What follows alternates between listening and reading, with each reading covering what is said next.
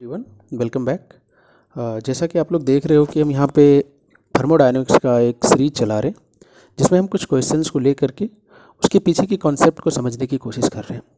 तो first part अगर आपने नहीं देखा है तो उसको देख सकते हैं, जिसमें हमने कवर किया था बेसिक कॉन्सेप्ट ऑफ थर्मोडायनेमिक्स, जिसमें बेसिकली ये चीज़ें हुआ करती थी कि हम किस तरीके से क्वेश्चंस को देख करके आइडेंटिफाई कर सकते हैं कि जो क्वेश्चन है वो कहाँ से बन रहा है, उसके पीछे का कॉन्सेप्ट क्या है। तो ये पोर्शन हमने कवर कर लिया था। अब आने वाले ये और लेक्चर्स में हम आगे के जो भी टॉपिक्स हैं उसके बारे में बात करने वाले हैं। तो ये सेकंड पार्ट है जिसमें हम बात कर रहे हैं, इसमें हम ये देख रहे हैं कि कैसे आपका फर्स्ट लॉ ऑफ थर्मोडायनेमिक्स जो है वहाँ से किस तरीके के क्वेश्चन पूछे गए हैं और उनके जो क्वेश्चंस को टैकल करने का अप्रोच क्या होगा आपका, और वहाँ से कैसे कॉन्सेप्ट को आप लर्न कर सकते हो। ऑलराइट, तो शुरू करते हैं सेकंड पार्ट ऑफ जो थर्मोडायनेमिक्स है। इसमें हम देख रहे हैं पहले जो क्वेश्चन दिया हुआ है उसको देख करके समझने की कोशिश करते हैं कि वो क्या कह रहा है और उसका आंसर क्या होगा। ठीक है, तो देखिए ये क्वेश्चन आपका है जो कि पूछा गया है किसी पॉलिटेक्निक एग्जाम में, त्रिपुरा की एग्जाम में पूछा गया है। तो इसमें आपसे क्या पूछा जा रहा है, work done during the isothermal process is what. अब सबसे पहले बात आपको पता है, आइसोथर्मल प्रोसेस वो प्रोसेस होता है जिसमें हीट जो टेम्परेचर में चेंज जो होता है वो जीरो होता है, मतलब कि इसमें temperature will remain constant through out the process. ये कुछ इस तरीके से साइकिल बनेगी। पीवी डायग्राम की अगर अपन बात करेंगे तो इस प्रोसेस को इस तरीके से रिप्रेजेंट किया जाता है।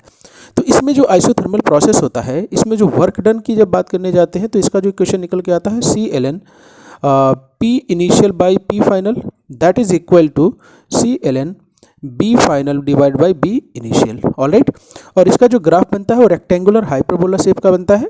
तो यहाँ पे जो C की वैल्यू है वो आपकी P1 B1 that is equal to P2 B2 that is equal to RT1, this is MRT1 that is equal to MRT2। इसमें से कुछ भी आप ले सकते हो।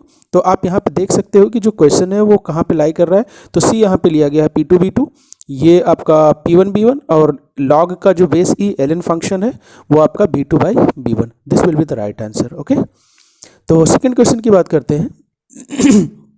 देख सकते हैं आप छोटे छोटे क्वेश्चन पूछे जा रहे हैं, बट अगर आपका कॉन्सेप्ट क्लियर है तभी आप इन क्वेश्चंस को आसानी से टैकल कर सकते हो। ऑलराइट, तो thermocouple are generally use for the measurement of temperature. देखिए थर्मोकपल एक तरीके का टेम्परेचर मेजरिंग डिवाइस है। वो नॉर्मली आप देखोगे जो इंजन होते हैं, इंजन में अगर सेंसर लगा रहता है, जो कंप्यूटर बेस्ड इंजन होते हैं, तो वहाँ पे कितना टेम्परेचर जैसे आइडेंटिफाई किया जाता है कि जो सिलेंडर के आसपास का जो टेम्परेचर है इतना है, एग्जॉस्ट वाल्व जो है आपका वहाँ से टेम्परेचर इतना निकल रहा है। तो उस टेम्परेचर को कैसे आइडेंटिफाई करते हो। हीट ट्रांसफ़र आप लैब में जाते हो तो वहाँ पे जो टेम्परेचर मेज़र किया जाता है वो थर्मोमीटर से मेज़र नहीं किया जाता है। तो वो जो टेम्परेचर मेज़र किया जाता है वो थर्मोकपल से मेज़र किया जाता है। और थर्मोकपल नॉर्मली 1500 डिग्री सेल्सियस तक के टेम्परेचर को ईजिली आपका मेज़र कर सकता है। और मैकेनिकल के आप लैब्स की बात करोगे तो वहाँ पे थर्मोकपल ही यूज़ किया जाता है हीट ट्रांसफ़र लैब में। ठीक है, अगले क्वेश्चन की अगर अपन बात करें तो इसमें the enthalpy of ideal gas is the function of what. अब देखिए जैसे आप कांस्टेंट वॉल्यूम प्रोसेस पे जब हीट ट्रांसफ़र की बात कर रहे थे तो Q was change in your internal energy, तो that was mCB delta T।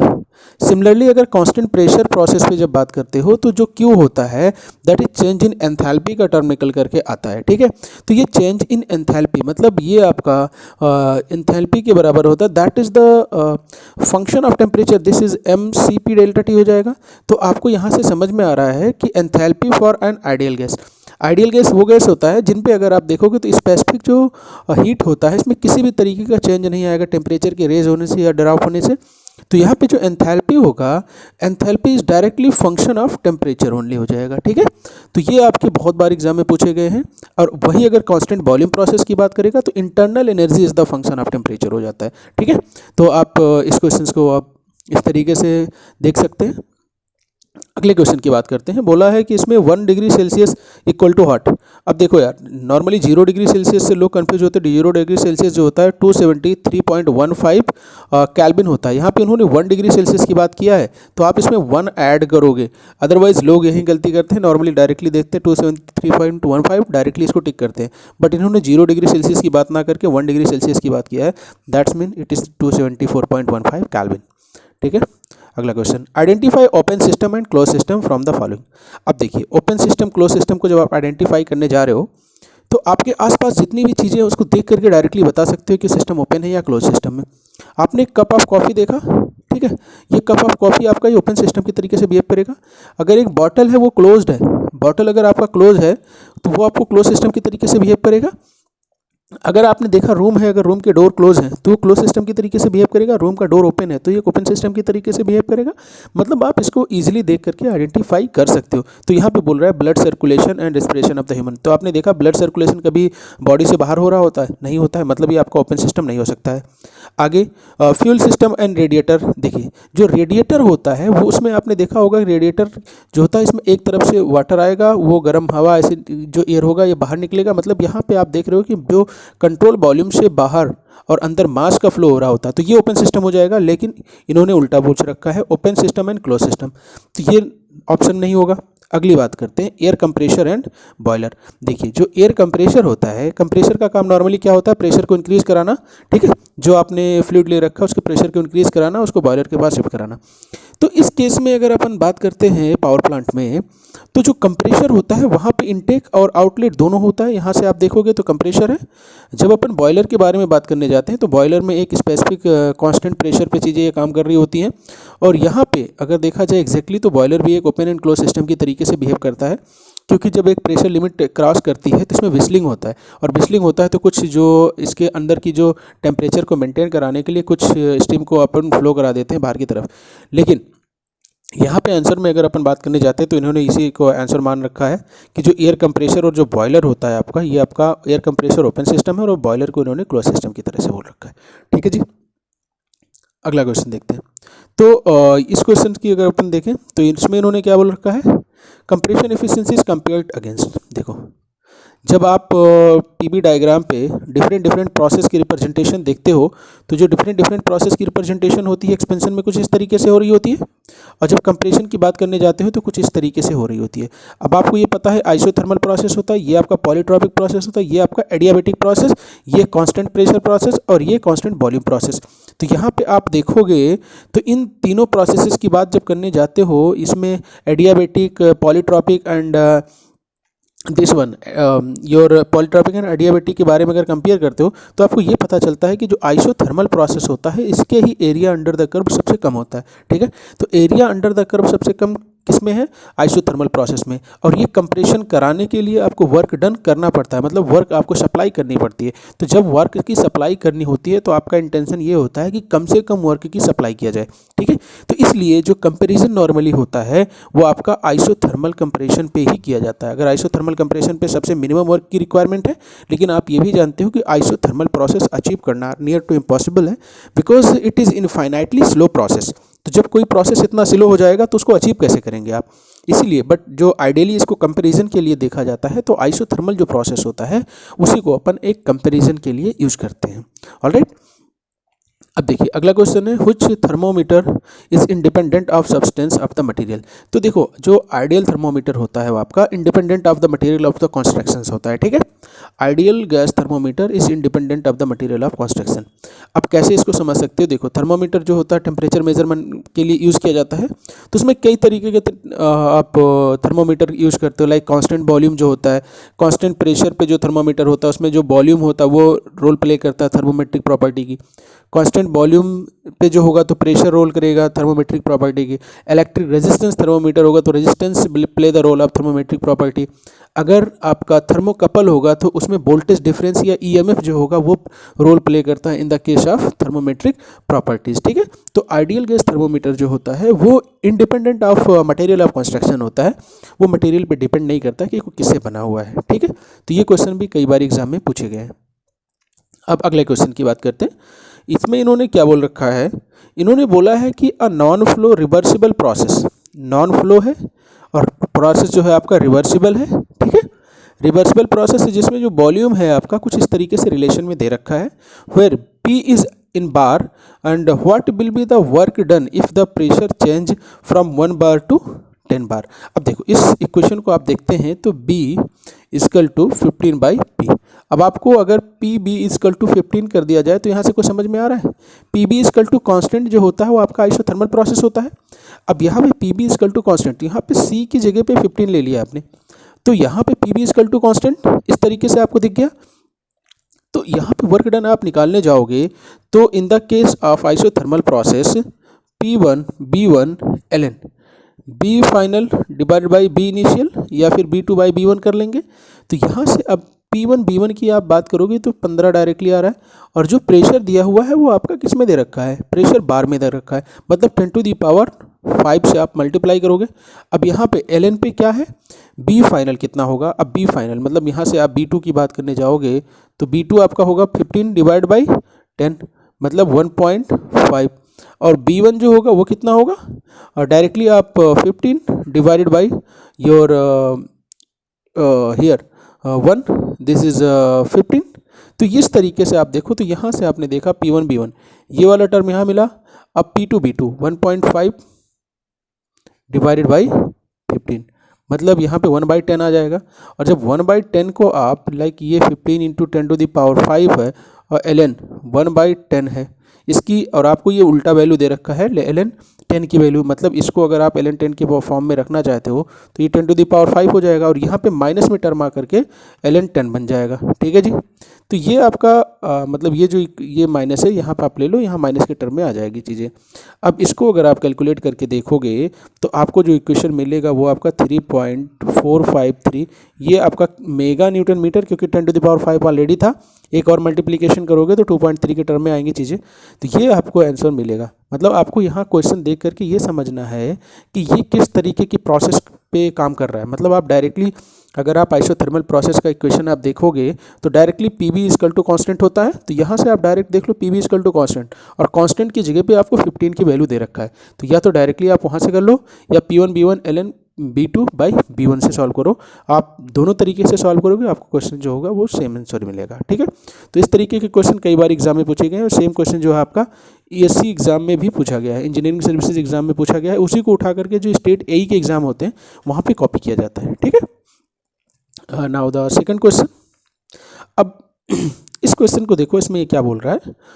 इस क्वेश्चन में इन्होंने बोल रखा है इन अ स्टडी फ्लो मतलब open system reversible adiabatic process work done is equal to. तो देखिए स्टडी फ्लो है मतलब ओपन सिस्टम है, रिवर्सिबल एडियाबेटिक प्रोसेस है, एडियाबेटिक का मतलब होता है कि नो हीट इंटरेक्शन, मतलब हीट इंटरेक्शन इक्वल टू 0, किसी भी तरीके का हीट इंटरेक्शन जो इसमें नहीं होगा। तो आपको क्या पता है फर्स्ट लॉ ऑफ थर्मोडायनेमिक्स से कि del Q equal to d U plus del W. अगर हीट का इंटरेक्शन आपका 0 हो गया तो चेंज इन जो इंटरनल एनर्जी होगा वो आपका किसके, वर्क डन के बराबर हो जाएगा। तो इन्होंने यही बोल रखा है in steady flow reversible adiabatic process work done is equal to, तो work done is equal to what, change in internal energy. ठीक है, तो आप यहाँ से देख सकते हो जो वर्क डन हो रहा है इंटरनल एनर्जी के बराबर हो रहा है, क्योंकि यहाँ पे जो हीट इंटरेक्शन हो रहा है वो आपका 0 हो रहा है। ऑलराइट, अब इस क्वेश्चन के बारे में बात करते हैं। अगला क्वेश्चन है ये आपका इंजीनियरिंग सर्विसेज अभी लेटेस्ट 2019 में पूछा गया क्वेश्चन है। तो इन्होंने क्वेश्चन में क्या रखा है, certain quantity can not be located on the graph by a point. ठीक है, बाई अ पॉइंट, ये पॉइंट याद रखो, but are given by a point but are given by a point but are given by the area under the curve corresponding to the process. This quantities in concept of thermodynamics is called। देखो सबसे पहली बात ये होती है, अगर आपके पास में कोई पीबी डायग्राम है या कोई भी ग्राफ है जिस प्रॉपर्टी को किसी पॉइंट के रिस्पेक्ट में आप आइडेंटिफाई नहीं कर सकते हो, जैसे आपको इस पॉइंट के अलोंग अगर आपसे हीट पूछा जाए कि कितना होगा तो आप इसको डायरेक्टली नहीं बता सकते हो, समझ रहे हो। जो वर्क पूछा जाए किसी पॉइंट के रिस्पेक्ट में तो आप नहीं बता सकते हो। ये क्यों नहीं बता सकते हो, क्योंकि ये जिस पॉइंट पे हैं आपके वो कहाँ से चल कर के आए हैं उस पे डिपेंड करता है, मतलब अपनी पाथ हिस्ट्री पे डिपेंड करता है कि वो किस प्रोसेस से चल कर के आए हैं, कहाँ से हो कर के आए हैं। अगर आप जब तक उसकी पास्ट हिस्ट्री नहीं पता होती है तब तक आप हीट और वर्क को डिफाइन नहीं कर सकते हो। तो वो प्रॉपर्टीज़ जो अपनी पाथ हिस्ट्री पे पास्ट हिस्ट्री पे डिपेंड करती हैं वो जो प्रॉपर्टीज़ होती हैं वो पाथ फंक्शन होती हैं। और देखा गया जो हीट और वर्क जो है आपकी वो पाथ फंक्शन होती है। एंट्रोपी जनरेशन एक आल्सो आगे आप देखोगे वो भी पाथ फंक्शन होता है। तो यहाँ पे जो अब एक पॉइंट पर लोकेट नहीं किया जा सकता है उसको ही आप जा करके आगे पाथ फंक्शन कह देते हो।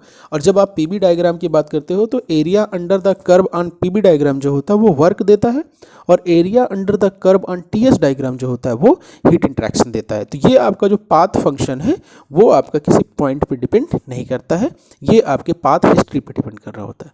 ठीक है जी। अब अगला क्वेश्चन है, ये भी आपका इंजीनियरिंग सर्विसेज का क्वेश्चन, डायरेक्ट क्वेश्चन पूछा गया है। इसमें अपन देखते हैं कि क्या बोल रखा है।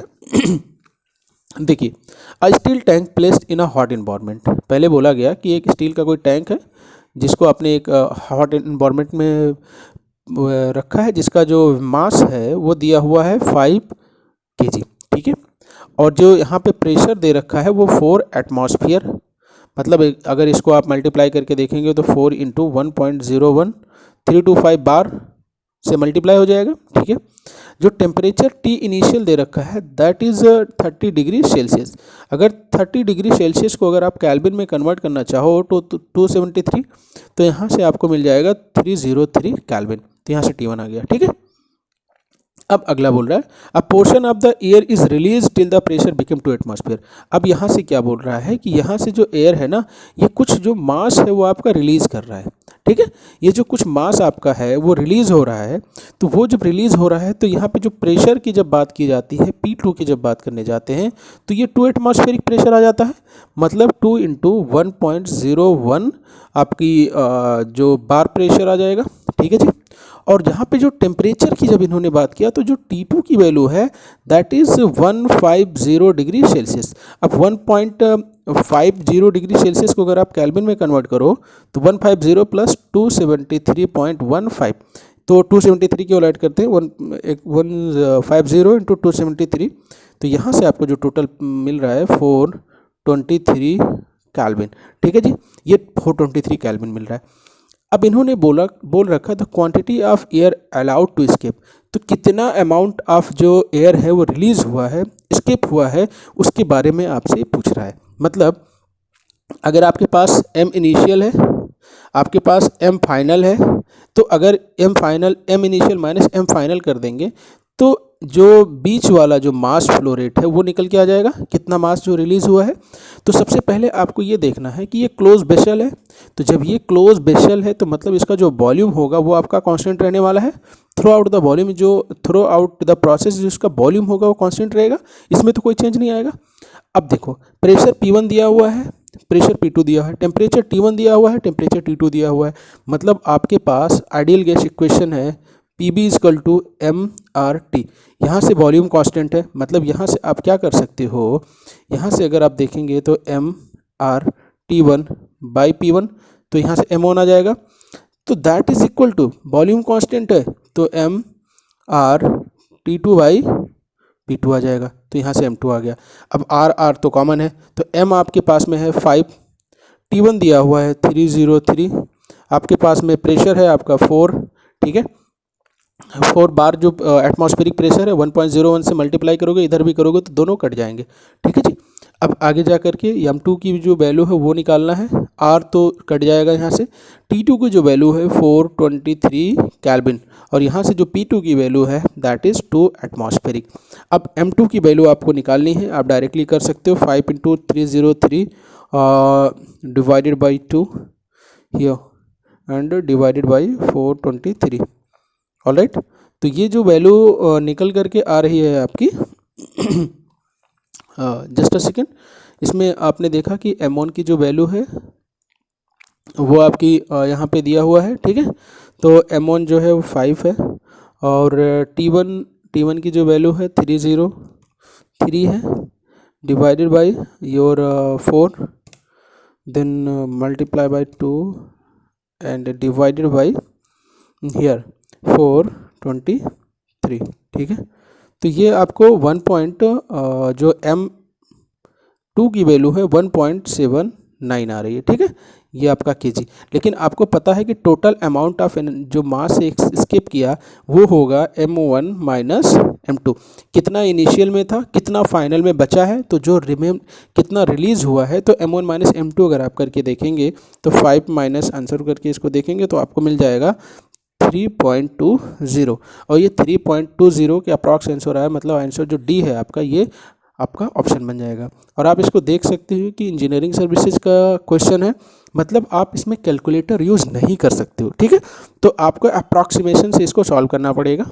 तो ऐसे क्वेश्चंस अगर एग्जाम में आते हैं तो आप इनको थोड़ा लेट से सॉल्व करने की कोशिश करो। सबसे पहले जो थोड़े इजी क्वेश्चन होते हैं उनको टैकल करो, लास्ट में ऐसे क्वेश्चन सॉल्व किए जाते हैं, ठीक है। बिना कैलकुलेटर के इनको आपको सॉल्व करना होता है। आगे बढ़ते हैं, अगला क्वेश्चन है।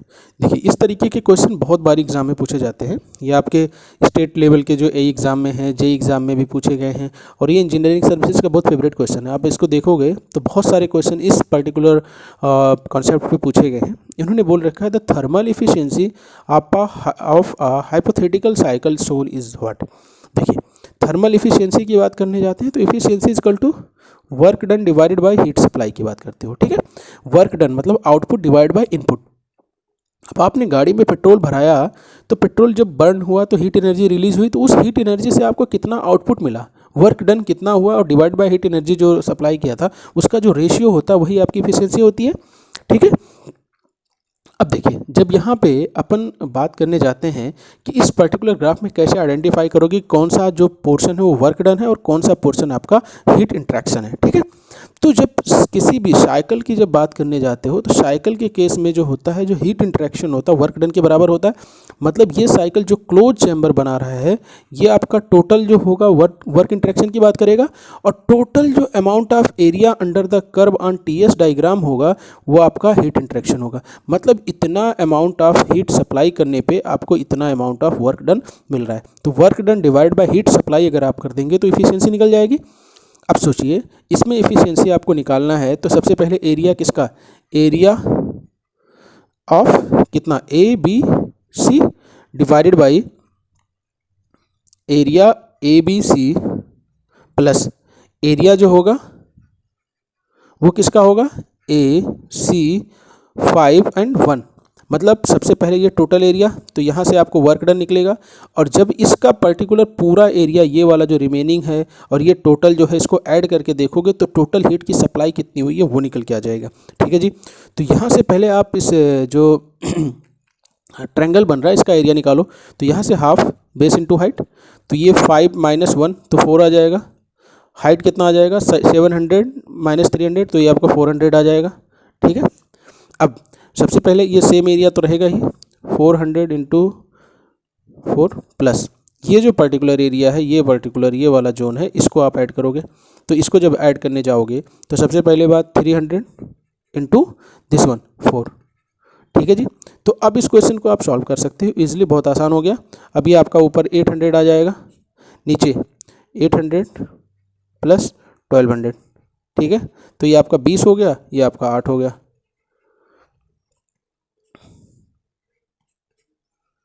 40, ठीक है। तो ये आपका जो आंसर निकल करके आएगा वो 40% आ जाएगा, समझ रहे हैं।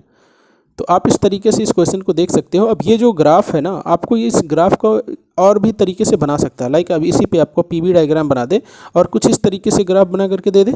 अब बोले कि आप वर्क डन निकाल दो, ठीक है, और यहाँ पे कुछ एरिया का प्रोजेक्शन दे दे आपसे, तो आप निकाल सकते हो। मतलब ये वाला जो पर्टिकुलर सेक्शन होगा ये वर्क डन दे रहा होगा और टोटल अमाउंट ऑफ जो एरिया जो होगा वो आपका हीट इंट्रैक्शन दे रहा होगा। तो इन दोनों को आपको निकाल करके देखना पड़ेगा।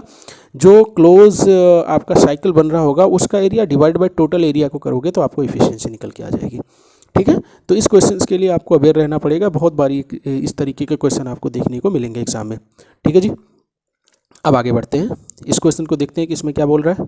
तो इन्होंने बोला इफ़ द कंप्रेशन और expansion of a gas takes place in such a way that the gas neither give heat nor take heat from the surrounding. अब इन्होंने क्या बोला, ये एक सिस्टम है जिसपे ना तो हीट का इंटरेक्शन हो रहा है, मतलब ना तो अंदर की तरफ सप्लाई हो रही ना बाहर की तरफ सप्लाई हो रही। तो इस तरीके का सिस्टम आप अच्छी तरीके से जानते हो। जो प्रोसेस जो होगा वो एडियाबेटिक सिस्टम होगा, और एडियाबेटिक का मतलब यही होता है कि there is no heat interaction between system and surrounding, ठीक है।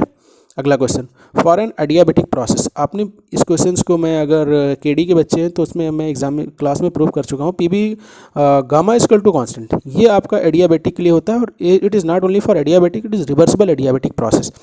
तो आप ये जानते हैं PV gamma equal to constant, लेकिन यहाँ पे तो इस तरीके का कोई इक्वेशन दिख नहीं रहा है। P B N equal to constant दिया हुआ है, तो ये पॉलीट्रॉपिक प्रोसेस होता है। अब गामा के टर्म में क्या दिया हुआ है, तो आप इसको कैसे समझ सकते हो, अगर डेंसिटी को डिफाइन करने जाते हो तो क्या कहते हो, मास पर यूनिट वॉल्यूम। ठीक है जी। अब वॉल्यूम की टर्म में अगर अपन बात करने जाते हैं तो 1/डेंसिटी बन जाएगा। और ये स्पेसिफिक टर्म की बात अगर हो रही है तो ये जो अब यहाँ पे आप रख सकते हो बी की जगह पे क्या आ रहा है, डेंसिटी आ रही है, तो यहाँ से आप पी रो to the power gamma equal to constant, ये आपको रिजल्ट मिलेगा और ये आपका आंसर जो है वो ऑप्शन सी में आ जाएगा। ठीक है जी। अगले क्वेश्चन की बात करते हैं। आप यहाँ पे देखो the equation P V equal to M R T. तो सबसे पहली बात है यार, आइडियल गैस इक्वेशन जब पढ़ने जाते हो तो P V equal to M R T directly पढ़ते हो, तो ये आपका परफेक्ट गैस इक्वेशन के लिए ही एप्लीकेबल है, इसमें कुछ बताने जैसा नहीं है। और इसका दूसरा जो वर्जन होता है आप इसको अलग फॉर्म में मॉडिफाई कर सकते हो, जिसमें P V equal to n R bar T होता है। ठीक है, जहाँ पे एन जो होता है मोल होता है, R is the universal gas constant, और यहाँ पे जो आर होता है वो कैरेक्टरिस्टिक गैस कांस्टेंट होता है। पी जो होता है एब्सोल्यूट प्रेशर होता है, T is the absolute temperature. ठीक है, तो यहाँ पे जो मोल होता है तो इसका जो होता है ये इक्वेशन अप्लीकेबल होता है आइडियल गैस इक्वेशन की। ठीक है, ये भी ideal gas equation, this is also for ideal gas equation और applicable in the case of ideal gases. ठीक है, अगला क्वेश्चन देखते हैं, the weight of the oxygen in the atmosphere. देखो जब वेट के रिस्पेक्ट में डिवाइड करने जाता है तो जो ऑक्सीजन दोनों का 23% होता है, लेकिन जब परसेंटेज के रिस्पेक्ट में डिवाइड करने जाता है तो 21% होता है, ये याद रखना। वेट के रिस्पेक्ट में 23 और जो परसेंटेज जो वॉल्यूम जो होता है उसके रिस्पेक्ट में जब डिवाइड करने जाते हो तो ये 21% होता है। ये दो चीज़ें आपको रिमेंबर करके रखनी है। Orsat apparatus is used for the analysing. देखो ऑरसेट अपरेटस, पहली बात ये सुनने में अजीब लग रहा है, ये क्या होता है, तो ऑरसेट एनालाइजर जो होता है, आपकी जो गाड़ियाँ हैं, गाड़ियों का जो साइलेंसर होता है, साइलेंसर के रास्ते से जो आपकी ये अमृत निकल रही होती है बाहर ना, तो इसके टेम्परेचर को अगर आप मेज़र करना चाह रहे होते हो, इसमें जो फ्लू गैसेस निकल करके आई हैं, जैसे आपने इसमें देखा कार्बन मोनोऑक्साइड है, कार्बन डाइऑक्साइड है, इसमें नॉक्स इमिशन है, इसमें सॉक्स इमिशन है, तो इन चीज़ों को आपने देखा कि इसमें जो carbon dioxide, carbon monoxide, carbon dioxide and oxygen को जो डायरेक्टली मेज़र करने वाली डिवाइस होती है वो आपकी ऑरसेट एनालाइजर होती है। और जब उसको 100 से डिवाइड सब्सट्रैक्ट करके देखते हैं तो नाइट्रोजन निकल जाता है। ठीक है, तो जो फ्लू गैसेज होती है ना, उनका जो आप उनको एनालाइज करना चाहते हो तो उसके लिए आपको ऑरसेट एनालाइजर का यूज करना पड़ेगा। ठीक है जी। अब अगला क्वेश्चन देखते हैं। इसमें इन्होंने क्या बोल रखा है, the density of the water is maximum at what. तो भाई देखो डेंसिटी जो होता है वाटर का, जब सबसे पहले आप वाटर जो आइस पॉइंट पे होता है उसको आप जब हीट करना शुरू करते हो तो 0 डिग्री पे आता है, उसके बाद में भी आप हीट करते हो तो उसमें कॉन्ट्रैक्शन देखने को मिलता है, फिर एक्सपेंशन दिखता है। और यहाँ पे आपको क्या मिलता है, 4 डिग्री, ये टेम्परेचर है, ये वॉल्यूम जो एक्सिस है, तो 4 डिग्री सेल्सियस की जब बात करने जाते हो तो यहाँ पे जो डेंसिटी होती है वाटर की वो मैक्सिमम होती है। तो 1000 जो आप बोलते हो kg पर मीटर क्यूब जो होता है, वो जो डेंसिटी वाटर की होती है, अगर आप इसके साथ ये बोलते हो एट 4 डिग्री सेल्सियस, तभी ये आंसर सही होता है, क्योंकि जो वाटर की डेंसिटी होती है केवल 4 डिग्री सेल्सियस पे 1000 होती है। उसके आगे पीछे अगर आप देखोगे तो डेंसिटी में वेरिएशन देखने को मिलेगा। ठीक है, तो डेंसिटी ऑफ द वाटर जो स्टैंडर्ड लिखा रहता है 1000, that is at 4 degree Celsius. ठीक है, तो आप इस चीज़ को ध्यान से देखा करो कि डेंसिटी का मतलब ये नहीं कि वाटर की डेंसिटी हर जगह सेम रहेगी, वो बस 4 डिग्री सेल्सियस पे जो होता है 1000 होता है और उसी को स्टैंडर्ड मान लिया जाता है।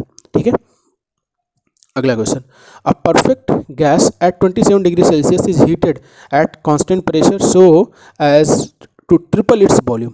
देखिए परफेक्ट गैस है, 27 डिग्री सेल्सियस है, मतलब टेम्परेचर जो है आपका 27 डिग्री सेल्सियस मतलब 300 केल्विन। ठीक है, heated as constant pressure, pressure यहाँ पे आपका कांस्टेंट रहने वाला है, तो इसकी जो वॉल्यूम होती है ना, जो वॉल्यूम है वो आपका 3 टाइम ऑफ इनिशियल वॉल्यूम हो जाता है। V2 की बात करते हैं, मतलब ये इस तरीके से आप पीवी डायग्राम को अगर आप देखोगे तो इन्होंने बोला कि हमने जो गैस की जो उसको हीट करना शुरू किया एट 27 डिग्री सेल्सियस, तो यहाँ पे जो वॉल्यूम V1 था और जो V2 आपका हुआ वो आपका 3 टाइम ऑफ V1 हो गया। समझ रहे हैं, 3 टाइम ऑफ V1 हो गया। तो फाइनल टेम्परेचर कितना होगा, फाइनल टेम्परेचर वॉल्स इक्वेशन आप देखो, PB इक्वल टू MRT। ठीक है, तो यहाँ से अगर प्रेशर कांस्टेंट है तो volume is directly proportional to temperature हो जाएगा। तो यहाँ से अगर आप देखो तो B2 by B1 equal to T2 by T1। अब B2 आपके पास में कितना है, 3 टाइम ऑफ B है, तो 3B divide by B, this is equal to T2 और T1 जो है आपका 300 केल्विन है। अब यहाँ से आप T2 निकाल दो तो ये आपका 900 केल्विन हो जाएगा, और 900 केल्विन को 273 से अगर आप सब्सट्रैक्ट करके देखोगे तो यहाँ से आपको क्या मिलेगा 627 डिग्री सेल्सियस। तो आपको याद रखना है ये जो आंसर देखोगे यहाँ पे 627 भी दिया है और 900 डिग्री सेल्सियस भी दे रखा है। तो यहाँ सॉल्व करने के बाद भी गलती कर सकते हो, इसलिए इस चीज़ को देखना है कि सबसे पहले जो कैलकुलेशन होता है आपकी स्टैंडर्ड यूनिट में होती है। लाइक आप उसको केल्विन में कन्वर्ट करोगे, वहाँ से आप उसको सॉल्व करोगे, उसके सॉल्यूशन आने के बाद में आप उसको फिर से सब्सट्रैक्ट करोगे केल्विन से, उसके बाद डिग्री सेल्सियस में आंसर दिया रहता है वो आप स्टैंडर्ड वैल्यू रखोगे। ठीक है, अब देखते हैं आगे बढ़ते हैं। Non flow device, non flow जहाँ पे बोले मतलब एक क्लोज सिस्टम की बात कर रहा है, और स्टडी फ्लो जहाँ पे बोले मतलब ओपन सिस्टम की बात कर रहा है। ठीक है, non flow device compresses air isothermally at the temperature of 500 degree Celsius. Isothermally मतलब टेम्परेचर जो होगा वो कांस्टेंट रहने वाला है, और जो टेम्परेचर की वैल्यू है 500 डिग्री सेल्सियस है, from a pressure of 5 bar and final pressure of 15 megapascal. ठीक है, 5 megapascal and 15 megapascal है। If device use Q is equal to device use 200 kilojoule per KG of the work input, then the process is. इन्होंने directly ऐसे समझने की कोशिश करो आप कि ये कोई आपका आइसोथर्मल प्रोसेस है जिसमें जो आपका टेम्परेचर है वो कांस्टेंट है, और जो प्रेशर में जो इन्होंने चेंज देखा है वो कितना हो रहा है, ये 5 बार से लेकर के कंप्रेसर इज नहीं, ये कंप्रेस किया जा रहा है। तो कंप्रेस जब किया जा रहा होगा तो यहाँ से इनिशियल प्रेशर यहाँ पे होगा, फाइनल प्रेशर यहाँ पे होगा। तो जो इनिशियल प्रेशर इन्होंने बोल रखा है ये 5 मेगा पास्कल इनिशियल प्रेशर है, और जो फाइनल है वो आपका 15 मेगा पास्कल है। ठीक है जी, तो यहाँ से इन्होंने इसको क्या करना, एक्सपेंशन जो कंप्रेशन करना शुरू किया। तो एरिया अंडर द कर्व जो होता है वो वर्क इंटरेक्शन होता है, लेकिन इन्होंने बोल रखा है कि जो W एक्चुअल आप सप्लाई कर रहे हो वो इन्होंने बोल रखा है 200 किलो जूल की सप्लाई हम कर रहे हैं, किलो जूल पर केजी, मतलब मास के टर्म में, स्पेसिफिक टर्म में इन्होंने दे रखा है इतने की सप्लाई हम कर रहे हैं। तो बोला कि एक्चुअली जो डेटा दिया हुआ है वहाँ से जब आप वर्क डन निकालते हो तो वो कितना आता है। अब इन दोनों में कंपेयर करके देख लो, जितना दिया हुआ है अगर उससे ज़्यादा वर्क डन की ज़रूरत पड़ रही है मतलब कि आपका वो इम्पॉसिबल डिवाइस है, अगर उससे कम की ज़रूरत पड़ रही है तो हाँ वो पॉसिबल हो सकता है। ठीक है, या नॉर्मली ऐसे बोला जाता है कि रिवर्सबली इतना आपको वर्क डन की रिक्वायरमेंट है, अगर उससे ज़्यादा आपकी वर्क डन दे रहे हो मतलब उससे ज़्यादा आप वर्क प्रोड्यूस कर रहा है डिवाइस तो वो तो पॉसिबल नहीं होगा। ठीक है, नॉर्मल आपसे बोला जाए कि आपकी जो बाइक्स है वो माइलेज देती है 15 में किलोमीटर पर आवर के बेसिस पे, पर लीटर के बेसिस पे, लेकिन आप जब चला रहे हो 80 मिल रहा है, तो ये पॉसिबल नहीं हो सकता है ना। तो इस तरीके की अगर डिवाइसेस होती है पॉसिबल हो जाती है। तो इसको कैसे आप कैलकुलेट करोगे, तो work done for isothermal process.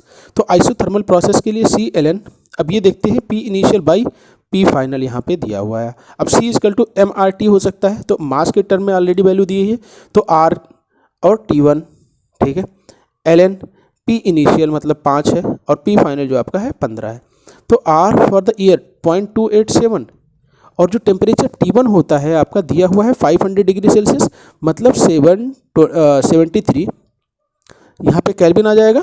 ठीक है, 773 आपका केल्विन आ जाएगा, और LN में आप देखोगे तो 1/3। अब इसको आप सॉल्व करके देख लो, तो LN आपका 1/3 की जो वैल्यू है ये कुछ ऐसी आ रही है 1.09, उसको 0.287 इंटू 773 यहाँ से आप मल्टीप्लाई करके देखोगे तो ये वैल्यू कुछ आ रही है आपकी, जो वैल्यू आ रही है 243.72। कंप्रेशन है मतलब निगेटिव में वैल्यू आएगी। तो यहाँ पे मैग्नीट्यूड के बारे में बात किया गया। तो अब देखो जो गिवन डेटा है मतलब आप ये बोला जा रहा है कि इतने वर्क की रिक्वायरमेंट है, लेकिन जो वर्क की सप्लाई आप कर रहे हो इतना मिल रहा है आपको, इतना मैग्नीट्यूड में। तो मतलब जब W जो एक्चुअल जो आप निकाल रहे हो उसकी जो वैल्यू है वो ज़्यादा आ रही है as compare to the given value, मतलब ये डिवाइस पॉसिबल नहीं है। आपसे ये बोला जाए कि गाड़ी जो आपकी है वो 60 किलोमीटर पर लीटर के हिसाब से चलेगी, बाइक है, लेकिन 80 से चल रही है, तो ये पॉसिबल हो सकता है। आइडियल कंडीशन में जब वो पॉसिबल नहीं है तो आपको इस तरीके से रियल कंडीशन में कैसे पॉसिबल हो सकता है, तो वो आपकी ये जो डिवाइस होगी वो आपकी इम्पॉसिबल हो जाएगी। ठीक है जी, अगला क्वेश्चन देखते हैं। Which cycle has maximum efficiency for the same temperature limit. देखिए, जो आप जब भी साइकिल के बारे में बात करने जाते हो तो सबसे पहले आपको कार्नोट साइकिल बताया जाता है। कार्नोट साइकिल वो साइकिल होती है ना जो कि पूरी तरीके से एक थ्योरेटिकल साइकिल होती है, और वो जो पूरी तरीके से वो डिपेंड करती है केवल, जो डिपेंड करती है ना, वो केवल अपने इनिशियल और फाइनल टेम्परेचर पे डिपेंड करती है। वो इस बात पे डिपेंड भी नहीं करती कि आप उसमें किस तरीके की फ्यूल सप्लाई कर रहे हो, किस तरीके की फ्यूल सप्लाई कर रहे हो और वहाँ से आप क्या आउटपुट ले रहे हो। उनको बस ये मतलब होता है कि efficiency is directly depend on the temperature 1 - T2/T1। अब ये यहीं से बोल देते हैं कि केवल टेम्परेचर पे हम डिपेंड करते हैं और बाकी किसी भी फैक्टर पे डिपेंड नहीं करते हैं। तो इस कंडीशन में देखा जाता है कि जो इफ़िशियंसी कार्नोट साइकिल की होती है वो सबसे ज़्यादा होती है। लेकिन कभी भी कार्नोट साइकिल की जो इफिशियंसी होती है उसको अचीव नहीं किया जा सकता है। ठीक है, ये थ्योरेटिकल कॉन्सेप्ट है। इस थ्योरेटिकल कॉन्सेप्ट में सबसे ज़्यादा जो इसकी इफिशियंसी होती है वो आती है। तो कार्नोट साइकिल आप याद रखो। अगला क्वेश्चन देखते हैं। अब इस क्वेश्चन में क्या बोल रखा है, a reversible adiabatic process heat added is equal to. अब देखो, प्रोसेस रिवर्सिबल और एडियाबेटिक, जहाँ पे एडियाबेटिक प्रोसेस आ जाए तो एडियाबेटिक प्रोसेस वो प्रोसेस होता है जिसमें there is no heat interaction between system and surrounding. तो जब कोई हीट इंटरेक्शन नहीं होगा तो ये वैल्यू आपकी 0 हो जाएगी। ठीक है, अगला क्वेश्चन क्या बोल रखा है, the work done is constant volume process, the work done in constant volume process is equal to what. तो आप ये जानते थे जो constant volume process displacement work निकालते थे PdB। अब यहाँ पे आप आगे क्या करने जाते थे, B2 माइनस B1। लेकिन अगर वॉल्यूम आपका कांस्टेंट है तो B2 is equal to B1 होगा। जब B2 आपका B1 के बराबर हो जाएगा तो वर्क डन की जो वैल्यू होगी वो आपकी 0 आ जाएगी। ठीक है, तो यहाँ से जो वर्क डन की जो वैल्यू है वो आपकी 0 आ जाएगी। तो constant volume process work done will be 0। अब इस क्वेश्चन को समझते हैं। ये क्वेश्चन आपका इंजीनियरिंग सर्विसेज में डायरेक्टली पूछा गया था, वहाँ से उठा करके ये आपका यूपी जो PSC है, UKPSC है, इन्होंने एग्जाम में पूछ रखा है। तो इसमें इन्होंने कुछ क्वेश्चन दे रखा है, अपन एक एक तो देख करके समझने की कोशिश करते हैं। पहला इन्होंने क्या बोल रखा है, first law for a close system undergoes to. देखिए, जो क्लोज सिस्टम की जब हम बात करने जाते हैं ना, तो क्लोज सिस्टम के लिए जब आप बात करते हो तो डिस्प्लेसमेंट वर्क की बात करते हो। ठीक है, तो ये केवल इक्वेशन जस्टिफाई नहीं करता, ये बोथ के लिए एप्लीकेबल होता है। ठीक है, two reversible adiabatic path can not intersect each other. बिल्कुल ये सही है, कभी भी जो दो आपके एडियाबेटिक पाथ होते हैं एक दूसरे को इंटरसेक्ट नहीं कर सकते हैं। कैल्विन प्लैंक स्टेटमेंट जो होगा उसका वायलेशन हो जाता है। अगर कैल्विन प्लैंक स्टेटमेंट की बात करने जाते हो तो कैल्विन प्लैंक स्टेटमेंट, पहला स्टेटमेंट कहता है कि मैं पावर प्रोड्यूसिंग डिवाइसेस की बात करता हूँ, और दूसरा स्टेटमेंट कहता है कि दो एडियाबेटिक पाथ होते हैं कभी भी एक दूसरे को इंटरसेक्ट नहीं कर सकते हैं। ठीक है, तो इन्होंने बोल रखा है कि if two reversible adiabatic path can not intersect, तो कैन नॉट इंटरसेक्ट मतलब ये सही स्टेटमेंट है। आगे बढ़ते हैं, if two fluid are mixed the entropy of the universe remain unchange.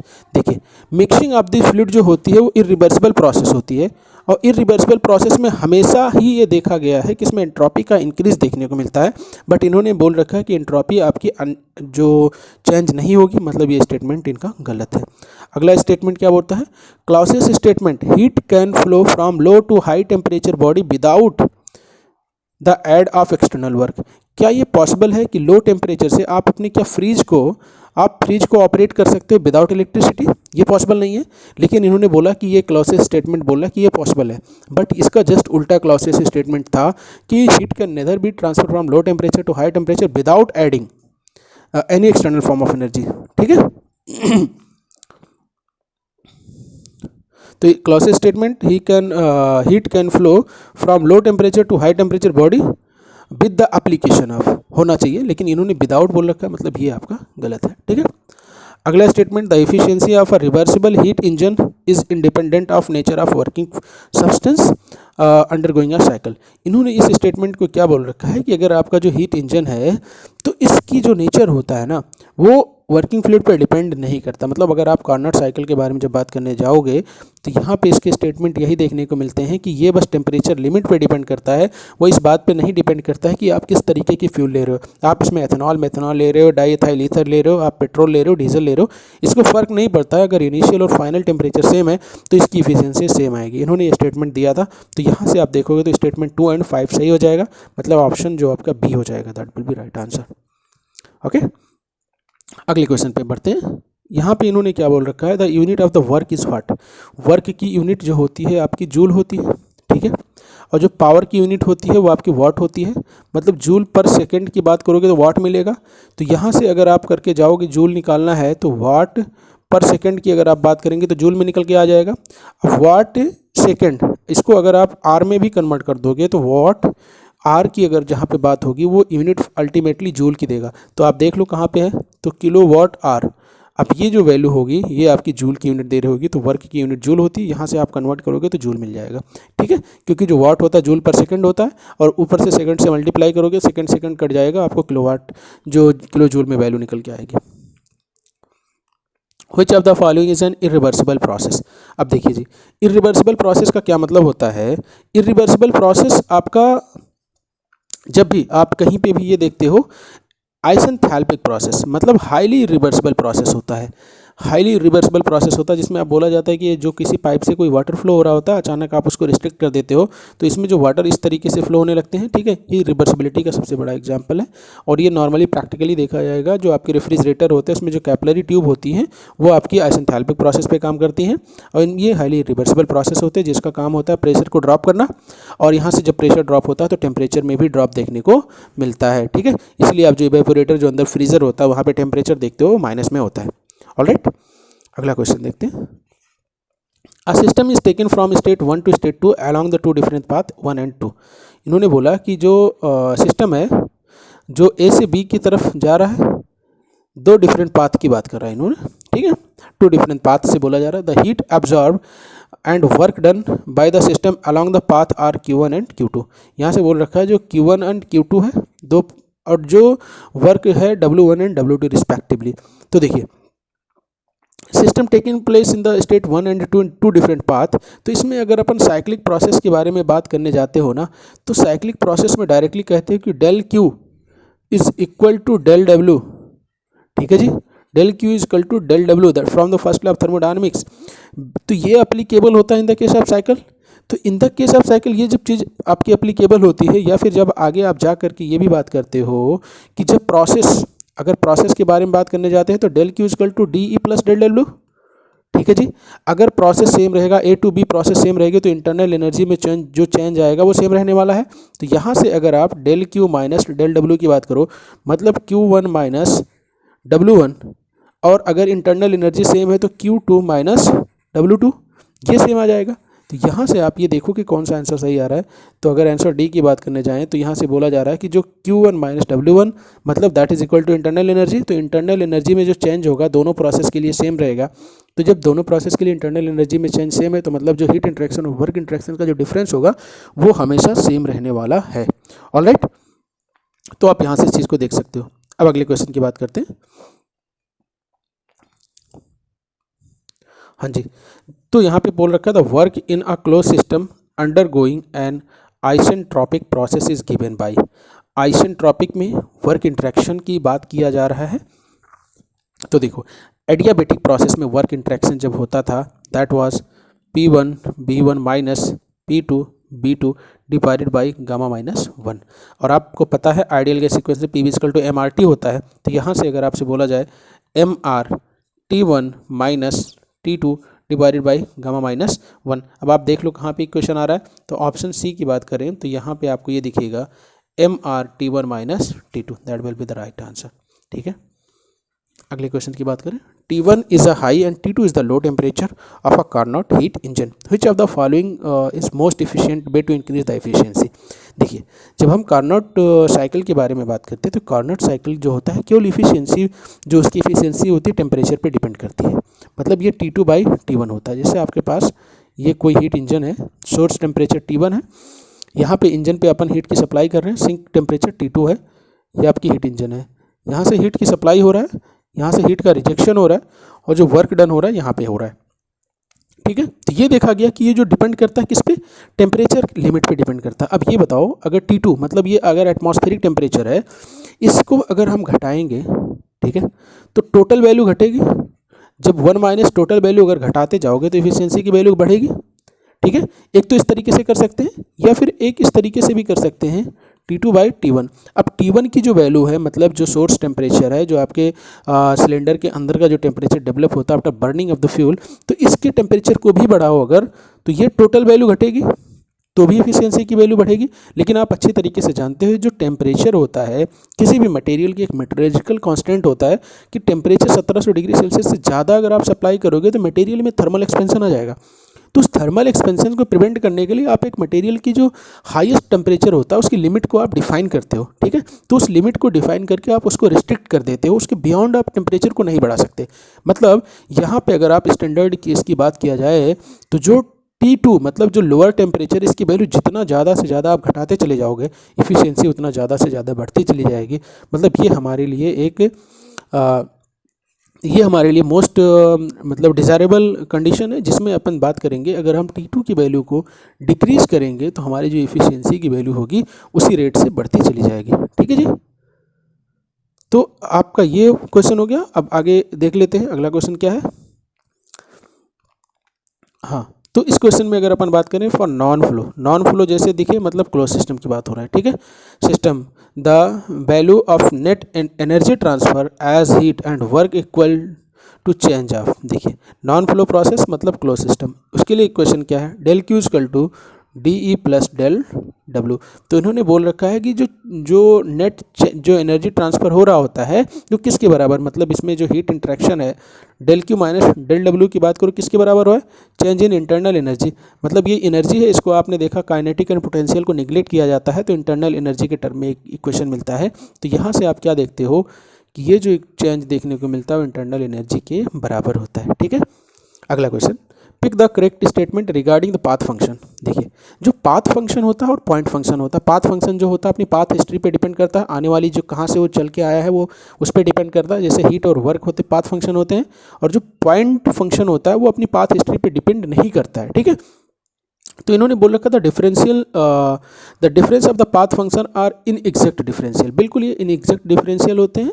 मतलब आपने देखा जो साइक्लिक इंटीग्रल अगर किसी वेरिएबल की जीरो हो जाती है तो वो आपका एग्जैक्ट डिफरेंशियल होता है, लेकिन जब साइक्लिक इंटीग्रल किसी वेरिएबल का जीरो नहीं होता है दैट इज़ इन एग्जैक्ट। तो हीट और वर्क देखा गया कि इनका साइक्लिक इंटीग्रल कभी जीरो नहीं हो सकता है, तो इसीलिए इनमें देखा गया ये इन एग्जैक्ट डिफरेंशियल इक्वेशन होते हैं। तो इसी को heat and work is a path function and it is also in exact differential equation, ठीक है।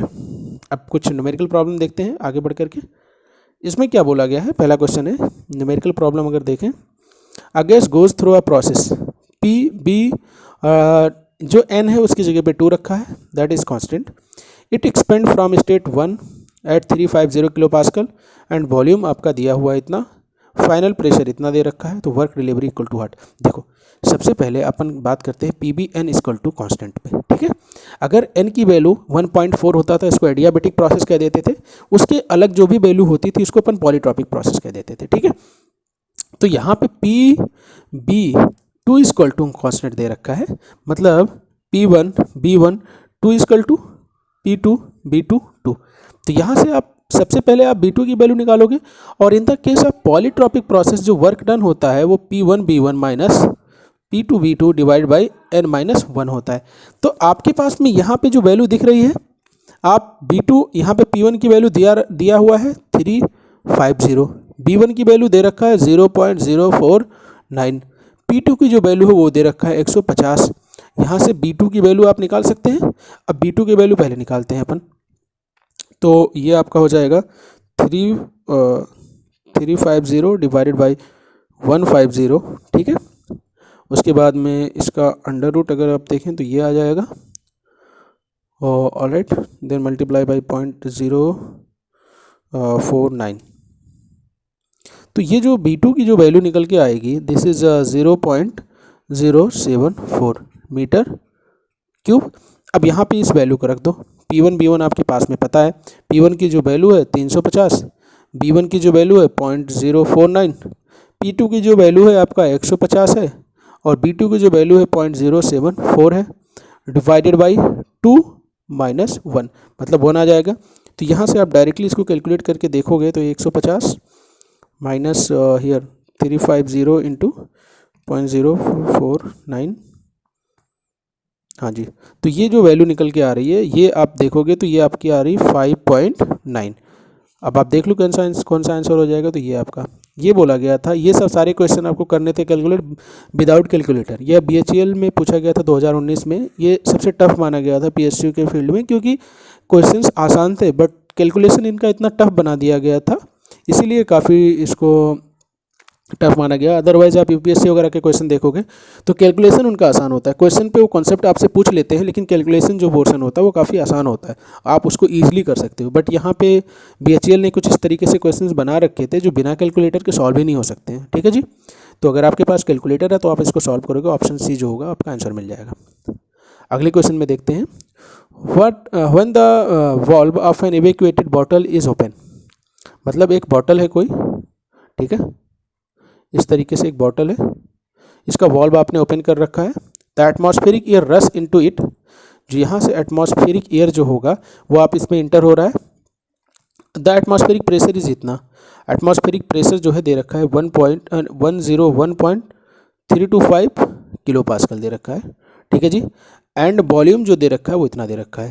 जो आपका ये बोला गया कि एक कोई वॉल्व है, जो आपका बॉटल उसका वॉल्व ओपन हुआ है, इवैक्यूएटेड, इसमें आपने कुछ वॉल्यूम ऑफ एयर की सप्लाई कराया, वो कितना है 0.6 मीटर क्यूब पे। ठीक है, तो इन्होंने बोला जब ये एयर जब इसमें सप्लाई हो रहा होता है तो जो वर्क डन कितना होगा। तो इसमें वर्क डन आपको ये पता है कि जब आपने यहाँ पे लिया, मानते हैं एक बलून लिया और उस बलून में आपने इतना मीटर क्यूब जो है आपने एयर भरा और इसमें जो इंसर्ट करा दिया, तो यहाँ पे जो वॉल्यूम, मतलब ये जो आपका जो बलून है, जैसे जैसे इसमें एयर सप्लाई होगा उस तरीके से उससे कुड़ता चला जाएगा। मतलब इसमें जो डिस्प्लेसमेंट हो रहा है, जो वॉल्यूम है उसमें डिस्प्लेसमेंट, तो यहाँ से आपको जो वर्क निकलेगा वो डिस्प्लेसमेंट वर्क का निकलेगा, PdB, समझ रहे हैं, चेंज इन वॉल्यूम। तो आपके पास ये क्वेश्चन है, कहाँ से निकला है ये displacement work for the close system. तो P आपके पास दिया हुआ है 101.325, चेंज इन वॉल्यूम आपके पास है, चेंज इन वॉल्यूम जो है आपका 6 है। तो अगर आप इसको सॉल्व करके देखोगे तो जो आंसर निकल के आएगा, आंसर आपका सी हो जाएगा। ठीक है, तो आई होप आपको यहाँ तक ये चीज़ें समझ में आई होंगी। आप इजीली इन क्वेश्चंस को कर सकते हो, बस एक बारी आपको देखना है। आप इसको स्पीड बढ़ा के भी देख सकते हो।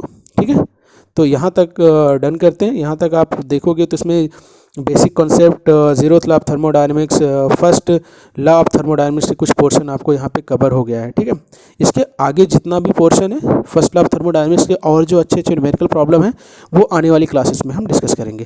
ठीक है, तो thank you and stay tuned.